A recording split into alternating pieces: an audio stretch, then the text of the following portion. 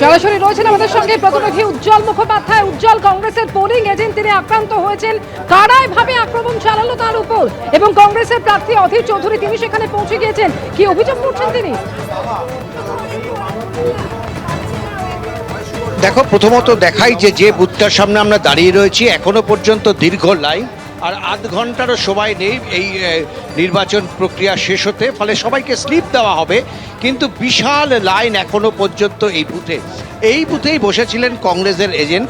এবং যেটা অভিযোগ করা হচ্ছে, এবং তিনি যেটা অভিযোগ করছেন, যে তাকে সে বাড়ির লোককে নিয়ে যখন ভেতরে ঢুকছিল সেই সময় এখানে স্থানীয় কয়েকজনের সঙ্গে তার গণ্ডগোল হয় এবং তাকে প্রচণ্ড মারধর করা হয়।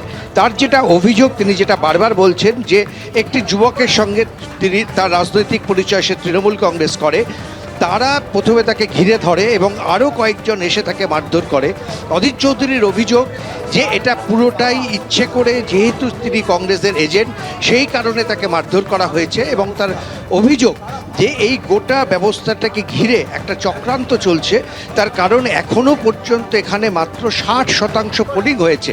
ফলে এই অভিযোগ কিন্তু তিনি সরাসরি করছেন। আমরা একটা জিনিস দেখলাম, যেখানে 90% এক জায়গায় 60% কি করে হয়? সেটা তো আমি অনেকক্ষণ থেকে প্রশ্নটা করেছি। এখানে আমি আগে আবার ভিজিট করে গেছি, এটা নিয়ে আমার 3বার ভিজিট হচ্ছে। এখানে বরাবর দেখছি খুব স্লোয়িং ভোটিং প্রসেস।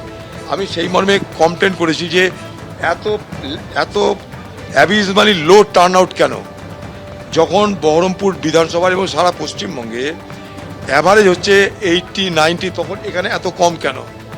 তো বলছে সকালে আমাদের ইভিএমের প্রবলেম ছিল, এই ছিল তাই ছিল, তো সেগুলো এতক্ষণ কারেকশন করেনি কেন?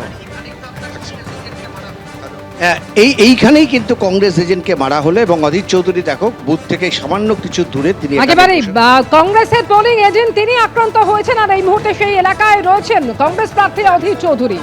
রাজ্যে নির্বাচনী প্রচারে এসে আজকে একাধিক জনসভা করেছেন প্রধানমন্ত্রী, এবং এরপরে বেলুড় মঠে গেলেন তিনি। একই সঙ্গে আপনাদের সামনে রেখেছি ভবানীপুরে রোড শো করছেন মুখ্যমন্ত্রী।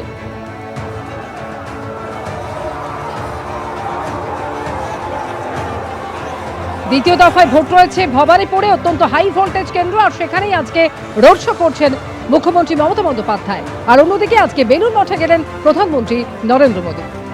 প্রথম দফার ভোটের কাজে খুশি মুখ্য নির্বাচন কমিশনার। সিইওকে দরাজ সার্টিফিকেট দিলেন মুখ্য নির্বাচন কমিশনার জ্ঞানেশ কুমার। গত কয়েক বছরের তুলনায় অনেক শান্তিপূর্ণ ভোট হয়েছে।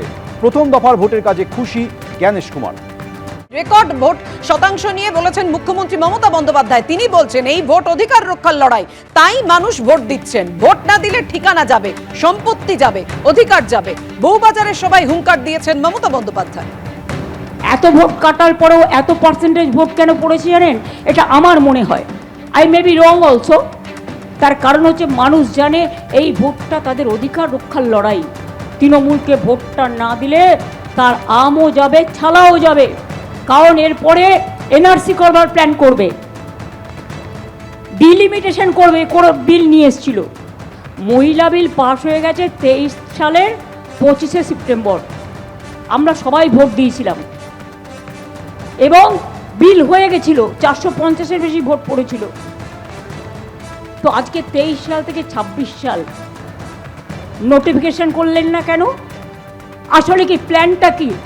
প্ল্যান এ সামনে মহিলার নাম রাখা, আর প্ল্যান বি পেছনে ডিলিমিটেশন করে জিতবে না বলে নেক্সট ইলেকশনে 543-এর জায়গায় 850 সিট করবার, বঙ্গভঙ্গ করবে, সারা দেশ ভঙ্গ করবে, শুধুমাত্র নিজেদের জেতার স্বার্থে। আর এই মুহূর্তে জানা যাচ্ছে প্রথম দফায় বিকেল 5টা পর্যন্ত ভোট পড়েছে প্রায় 90%। আরও একবার জানাবো, বিকেল 5টা পর্যন্ত ভোট পড়েছে প্রায় 90%। 16টি জেলার 152টি কেন্দ্রে নির্বাচন চলছে, আর বিকেল 5টা পর্যন্ত প্রথম দফায় ভোট পড়ল 90%। বিস্তারিত বলবেন আমাদের প্রতিনিধি রুমা পাল, রয়েছেন সরাসরি। রুমা, দেখো, বিকেল 5টা পর্যন্ত 89.93 হয়েছে, এবং আলিপুরদুয়ারে যেখানে দেখা যাচ্ছে 88.74%, বাঁকুড়াতে 89.91%, বীরভূমে 91.55%, কোচবিহারে 92.07%, দক্ষিণ দিনাজপুরে 93.12%, দার্জিলিংয়ে 86.49%, জলপাইগুড়িতে 91.20%, ঝাড়গ্রামে 90.53%, কালিম্পংয়ে 81.98%, মালদাতে 89.56%, মুর্শিদাবাদে 91.36%, পশ্চিম বর্ধমানে হচ্ছে 86.89%, পশ্চিম মেদিনীপুরে 90.70%, পূর্ব মেদিনীপুর 88.55%, পুরুলিয়াতে 87.35%, উত্তর দিনাজপুরে 89.74%। দেখছো ভোট দানের হার কিন্তু একদম বলা যেতে পারে যে আগে যে ভোট হয়েছিল তার থেকে কিন্তু একদম দ্বিগুণ বলা যেতে পারে, এবং অবশ্যই কমিশন জানাচ্ছে যে মানুষ ভোট দিচ্ছেন, ভোট দিতে আসছেন, এবং সেই কারণেই কিন্তু তারা ভোট দিচ্ছেন।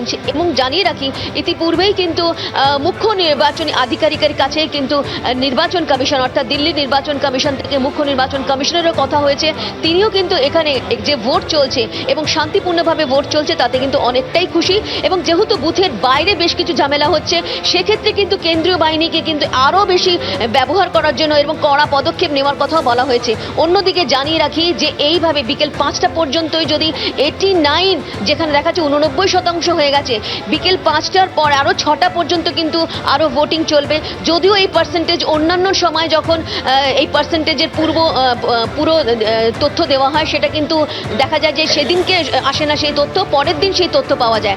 এখনই বিকেল 5টা পর্যন্ত দেখা যাচ্ছে একদম রেকর্ড যেটা ভোটের সংখ্যা, এবং প্রথম দফাতেই যখন দেখা যাচ্ছে যে এরকম ভাবে একেবারে রুমা, তুমি যে রেকর্ড ভোট পড়ার সংখ্যার কথা বলছিলে, এই মুহূর্তে তোমায় ধন্যবাদ। এবিপি আনন্দ, এগিয়ে থাকে, এগিয়ে রাখে।